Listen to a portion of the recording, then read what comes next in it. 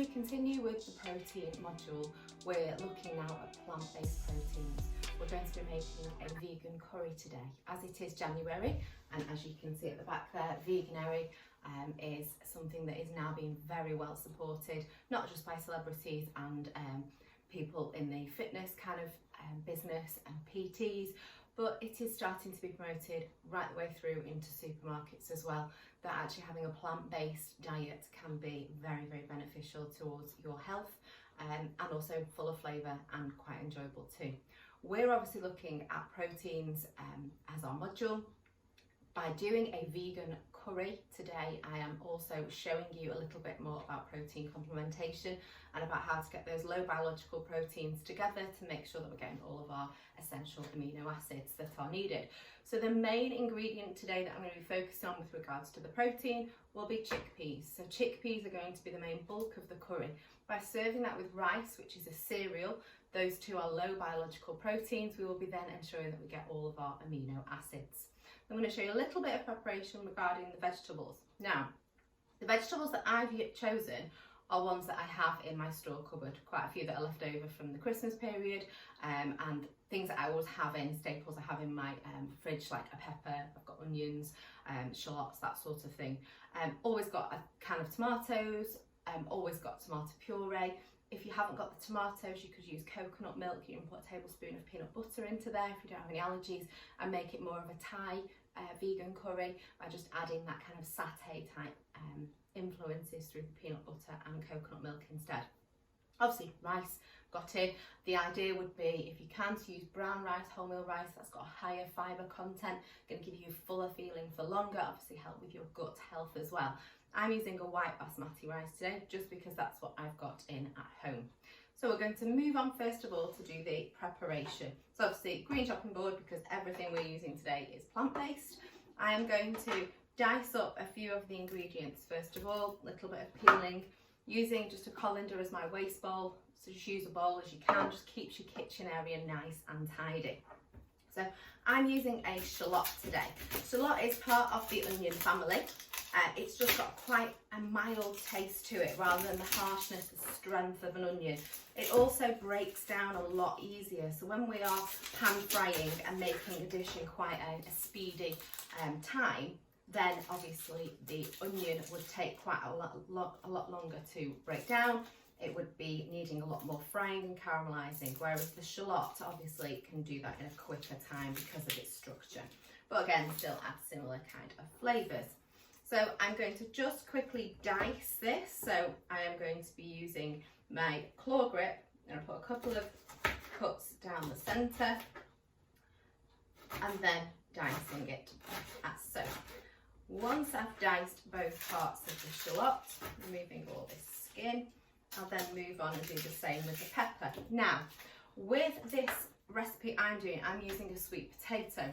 Sweet potato is one of those superfoods. It's full of antioxidants. It's very, very high in vitamin A, vitamin C. So very good for your immune system, excellent for your eye vision, but also they are antioxidants. They fight free radicals.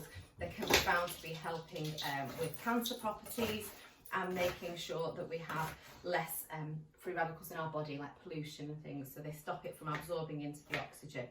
So with the sweet potato, obviously it's quite a hard root vegetable, so it will take a little bit longer to cook. You want to make this really, really speedy. Obviously sweet potato will still break down a little bit quicker than a normal potato, but you're going to be cooking it for around 20 minutes to ensure that it's nice and soft. If you don't want to be cooking for that long, do more of like a stir fry curry, then just take out the sweet potato, or you could have used butternut squash or even normal potato, and just do it with more of the softer vegetables like peppers. You could use aubergine, courgette, things like that. So it's just a bit of a time thing. So obviously got red pepper here. Again, with a red pepper, full of vitamin C, nice bright colours, those bright rich oranges and red vegetables full of vitamin C.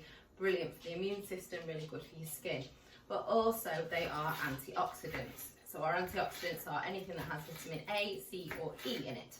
And they are going to be fighting off those free radicals, as well as giving us lots and lots of nutrition as well. So once they're all diced up as so, I'm going to move on to do my sweet potato. The sweet potato, I'm going to peel it, peeling away from myself. Obviously peelers can be quite sharp, but they will leave a nasty cut. They'll just take a little bit of a chunk out of your finger rather than you just slicing it neatly with a sharp knife. So it just teach you to go away from yourself. Obviously people do it differently. You'll see your parents will use it differently. I often peel it with the blade towards myself, but just out of habit and obviously trying to teach you to be safe in the kitchen, I'm going to be peeling away from myself. Now what I want to make sure with all of these ingredients today is that I have consistency. So I'm going to make sure that everything is cut to a very similar size so that they cook evenly. There's no point with a sweet potato having large chunks and then small chunks, because the large chunks will still be raw when the small chunks are actually falling apart really and overcooked. So I'm going to cut through, should really use a slightly larger knife than this one. This little paring knife is brilliant for small vegetables, but probably not ideal for a sweet potato. So once I want to do this, I want to try and just keep them to a similar size each time. So I'm going along, keeping them into little cubes. Obviously if you do them really long, it's just going to take longer for them, really large, then you're going to take longer to cook. So just be aware of that when you are cutting up, that if you cut it small, they're going to cook quicker. So that is now nearly done. The other things I'm going to put into it today, now I'm using a curry paste, again something that you can have in your store cupboard, just use whatever you've got to hand. But just to add a little bit of a kick, because I quite like spicy food, is I'm going to add a fresh chilli into there. That's completely optional, you don't have to do that. And I'm also going to add just a clove of garlic. There is spices, there is garlic inside the curry paste, but this just enhances the flavour even more for us, okay? So garlic clove, just removing, so let me shift that to the side so you can see. Removing the skin, so it should have like a little paper coating to it. Remove that first of all, and then you can either dice it or slice it very finely with your own knife, or if you've got a garlic crusher, then you can use a garlic crusher. I'm throwing my sweet potato around the place at the moment. So just push that through, have the garlic crushed as so, and then the chilli. So the chilli, we want to remove the seeds, just because they're quite tough. They've got quite a hard texture to them, that even with quite a lot of cooking, it takes a lot to break them down. So we just want the flesh. So we're going to cook from top to bottom. Now just be careful, when you are preparing a chilli, you've got the risk of the actual fluids that are released from that chilli. They go into your pores in your skin, in between where your fingerprint is. That spice can stay there. You then go and rub your eye later, scratch your nose. You're going to know about it, because it's going to be really, really spicy, so it can make your eyes water, it can sting. It won't do any lasting harm, but you will need to rinse your eye quite a lot with water, or your nose, or whatever obviously you touch. So what I'm going to do now, I'm just going to put this into nice, thin, long strips, and then I'm going to again dice that up.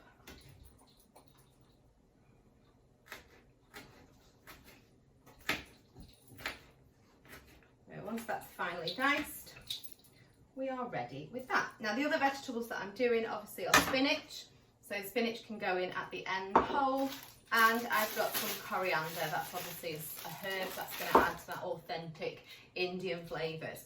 I'm going to be frying today with a coconut oil. That again is going to add those flavours there, but obviously coconut oil is a really, really good oil to be cooking with as well. It's got high burning temperature, so really, really good. As I said before, chickpeas, I'm going to use a base of chopped tomatoes, a little bit of tomato puree just for that concentrate. So first thing I'm going to do, I've got my water boiling behind me. I'm just going to add my rice now into there, and that is going to add to those amino acids. That's the protein complementation, so it's going to work with the chickpeas as an entire dish, obviously, to add that. If you didn't want to use rice, I would suggest maybe serving it with a bread, a chapati, or a naan bread. Again, that's got the cereal base in it, it's got the flour which has got protein in it, but it is an LBV protein. But working together, you'll get all those essential amino acids that you need in your body that we can't produce ourselves. So I'm going to move across now. I'm going to start to prepare the ingredients in the pan. So I have got a pan, deep based frying pan casserole dish. I'm going to put that onto a medium heat. And we're going to add in the coconut oil. Add in about a tablespoon of oil and I'll allow that to just melt. And then we're going to take the ingredients across and start to fry them. So what I want to do first of all is really caramelise those shallots. We're not going to add things like the chilli and the garlic because they've been cut so much more finely. They've got such a small surface area that they will actually start to burn before the rest of the vegetables have started to cook. So they're going to be added just for the last couple of minutes before we put in the sauce and the tomatoes. So I'm going to start with the onions and the peppers. We'll add in the sweet potato. They don't really need caramelising as such, they just need to be softened in the liquid so they can go in at the same time as the garlic and the chilli.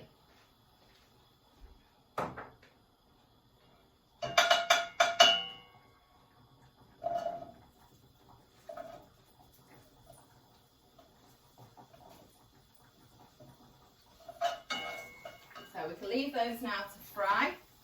As I said, I've got the garlic here, I've got the chilli and I've got the sweet potatoes. I'm just going to empty the waste out of my bowl because what we need to now do is drain the chickpeas so that they are ready to go in. So the chickpeas are just in a water, obviously that's a preservation method, so we just want to pour that away. That's not something we want to be using. Let's just remove the lid on my tomatoes at the same time so that that's also ready to go in. And little one that always seems to get pupils at school is that they come to me with their tomato puree with it sealed and they have no idea. They're like, how on earth am I going to open that? I don't know what to do. Just stabbing the knife in the end. The lid actually has a little point on it, so all you need to do is just add a little bit of pressure, a bit of a twist, and that is your tomato puree open. So that's ready. My paste, just open that, so that's easy. And best thing to do is always have everything to hand. So you can't, you're not running around, you're not trying to find the ingredients, you're not ensuring, you're not going to forget anything. This is why I always get everybody to get their ingredients out on a tray at the beginning, so you've got everything neat and tidy. You're working in an efficient area, but you're also not going to miss any of your ingredients. If you kind of follow a recipe and get everything out as you go along, there is that chance that you're going to forget something. You'll end up missing a key ingredient, and then you could end up spoiling the recipe. So move everything across there. I'm going to drain my chickpeas now. Make sure that they have got all of the water off them. Give them a quick rinse if you want to. I'm just going to leave that on the draining board just because obviously it's still got water coming through. So quite neat and tidy. I'm ready to carry on with the recipe. So I've now got the onions and the peppers. They are starting to fry. We really don't want to add too much colour. Just want to be able to get those onions, those shallots, sorry, lovely and soft, starting to caramelise, releasing those intrinsic sugars that are going to add that natural sweetness to the dish, rather than having to add sugar into it and using a refined sugar. We want to use these vegetables, we want to have their qualities, really bring out the flavours in our dish. So fry that along for a couple of minutes. The colour's just starting to yellow in the shallots. Obviously there's a little bit of it being released from the peppers, but we just want to make sure that it's been given the time without too much colour, but really releasing those flavours. By having it on a slightly lower heat, I put it on medium, so number 4 if you're on electric, if it goes up to 6 that is, that will allow you a little bit of control. You can do it really, really fast, but the likelihood is you'll burn something and you'll actually be cooking the outside, but the inside will still be raw and you're not going to release all of those flavours. So that is now fried enough. So I'm going to add in my garlic. So I'm just going to scrape that out of the garlic press. Make sure that I've got the flavour. As I said, if you haven't got garlic but you've got the paste, you can use the paste on its own. And then I'm going to add in my chilli and my sweet potato. Give that a stir around just for a couple of minutes before we add in the other ingredients. Again, as I said, the potato itself is going to cook more in the sauce. It's going to be going through and absorbing those flavours as it cooks and allowing it to cook in that way. It's not going to be cooked in the way that we're frying it. So this isn't going to be doing as much to the sweet potatoes as actually having it in a liquid for it to cook through slowly. The one benefit to doing this is we are not boiling it with water where we're going to drain away all of the vitamins and minerals. A lot of these vegetables, if you boil them, more vitamins end up in the water, in the cooking liquor, than do in the actual vitamins. So when you're frying things like this and then putting them into a sauce, you're retaining all those vitamins, so it's a higher nutritional dish. So once that's all been fried in, I'm going to add in my chickpeas. Stir that along, stir it around. I'm going to add in the paste, which my spoon is not going to fit into there. You want to be adding 2 or 3 tablespoons. So I'm making this to feed 2 to 3 people. So if I was making it for a family of 4, you generally would use half the jar. Obviously, you have got the option of making the paste yourself. There are very, very easy recipes to do that. It's not a difficult process. It just has so many different ingredients that it can become quite expensive. So these pastes are really good. They're a lot better than using a stirring sauce anyway. They're a lot more healthier, a lot more nutritious, and quite convenient as well for people who are cooking on the go. So that's all stirred through. What you want to do with the paste is always cook it a little bit, because it has been made with toasted spices. It's got some nice puree in there. It just takes the vitamins away if you do just cook it through on its own rather than stirring it into liquid. So that's all been stirred. Now I can add in my tomatoes. So it's a full tin of tomatoes into here. Again, tomatoes are amazing. They are full of vitamins. Throw my pepper out of the pan. Full of vitamin C, antioxidant, really, really good for you. Keeping away all those free radicals that we have now found can be cancer causing. Obviously getting rid of the pollutants so that our body doesn't absorb them through the oxygen. They can prevent it. Antioxidants are like our superhero. And I'm just going to add a lot of tomato puree as well. Pop that into there. And I'm going to reduce the heat on this now. So if you were going to be on an electric oven, it would be down to number 2 maybe. I'm going to turn it down onto the smallest flame that I have. Gas obviously is quite a hot way to cook with the live flame. I'm trying to keep my ingredients in the pan. I'm quite going to throw them out the pan today. And really now, maybe a little bit of water and nothing else. I'm going to leave that to simmer to allow that sweet potato now to fall for about 10 minutes. So I'll just pop a little bit of water in it, because obviously the liquid, with it being a gas oven, it's more likely to lose the liquid through evaporation. So we need to just make sure that we have got enough cooking fluid in there to really cook all the vegetables through. So now I've got to this stage. This is going to be on the hob for approximately 10 to 15 minutes. Once that is at the stage where I can move on to the next part, I'll be just adding in the spinach. That'll be being allowed to wilt down just for a couple of minutes. So spinach is an amazing one. Vitamin K is a brilliant one for spinach, so that's really, really good for blood clotting, a little bit of help for our bones. And also vitamin A, so good for our eyesight. But one thing that's really, really key about this is it's high in iron. So it's very, very important, especially for a vegan diet. A lot of people rely on getting iron from their red meat. Spinach is an amazing alternative as a plant-based food. So iron, really rich in iron, and also it's rich in magnesium, and it also has calcium in it too. So again, with the dairy, not having that if you're having a vegan diet. This is in no way me promoting being vegan, but I do enjoy eating vegan foods because a plant-based diet can be very, very beneficial health-wise. Obviously people choose to be vegan for different reasons. It can be a moral or an ethical reason. It can be because they want to help the environment, but I would promote vegan more as a health benefit. So this will go in for a couple of minutes at the end, along with some salt and pepper, obviously for seasoning, and the coriander for flavour. So once all this is at that stage, I'll come back to you and show you the dish as we finish.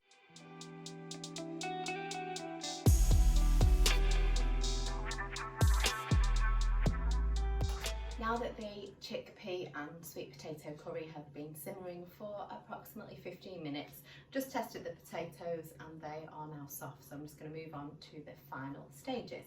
I've got here some presentation dishes, so I've gone with the traditional kind of Indian serving dishes. Obviously the presentation side of things doesn't matter too much at the moment. It's about building those skills, it's about understanding the ingredients, the function of those ingredients and how they complement each other. But The way in which I present all the time is worth noting, because obviously that will help you when you come to doing your non-exam assessments in year 11, where presentation is extremely important, the food is photographed, so this is worth noting just so that you get some ideas of your own. So now I can remove the lid, just put the lid on obviously because there's a slow simmer going on there so it doesn't spit everywhere. Also retains some of the moisture, so it goes into the lid and then goes down onto the food. So just pop the lid out of the way. And what I'm going to do is I'm going to season with some sea salt, not too much salt obviously, we don't want to be adding too much salt into there, although it's good for flavour. It can be risky with regards to coronary heart disease, it can increase your blood pressure, so we really want to be making sure that we're using fresh ingredients, that we're just seasoning it with spices and herbs rather than too much salt. So I'm going to add in the spinach, it's a big handful of spinach, and just allow that to wilt down. You can never really put too much spinach in because it just falls so quickly. And then all I'm going to do is add some coriander leaves, just again for flavour. So I'm just going to pop those in just to finish. Stir that around. I've kept a little bit back for presentation as well. And we'll just leave that on there. Now, the other thing to do is to drain the rice. So get the rice in, make sure that all the water is out of it, drain that through. One thing that you can do is run very hot water out of the tap, or obviously boiling water is recommended through, just to rinse the extra parts of starch off. Don't want to rinse too much of the starch off, just with my presentation idea, because it will allow the rice to be slightly sticky. So what I'm going to do presentation wise, just while that's wilting behind me, is I am going to use a ramekin, little bit of oil, so the spray oil's ace because it just coats around it without you putting too much on, and we're going to make a little bit like a sandcastle but with rice, so that will help with the presentation. So I just need a spoon, and we're going to pack the ramekin with rice, press it down so it's really compacting, obviously without pressing down to squashing the rice, but we want it to press down as much as we can. Scrape off any excess so that it is full, like so. What you're going to put it on, you put it that way, turn it over, little tap, push your fingers, and then wiggle it out so that you have that nice dome. Obviously I will photograph the food at the end so that you can see the presentation. Just going to pop tiny bit there of coriander on the top, and then we're going to serve the spinach, the spinach and chickpea and sweet potato curry in here. As I said earlier at the beginning of the recipe, you can add whatever vegetables you want into there, but that's just what I chose today. So as you can see on here, we now have got all the spinach starting to wilt in. As I said, a couple of minutes is all it needs. We want to retain all those vitamins. Lovely colour through now, so it creates a lovely, bright, rich looking vegetable vegan curry. Obviously if you wanted to add a little bit of creaminess to it and you weren't wanting to be vegan, obviously for the animal cruelty or the ethical reasons or environmental reasons, just for health, you could stir some yogurt through that, and that would just give it a little bit of a creamier texture. So all I'm going to do now is add in that into there, pop it through, spinach on the top, wiggle that down. Obviously always wipe your bowl and serve that on the side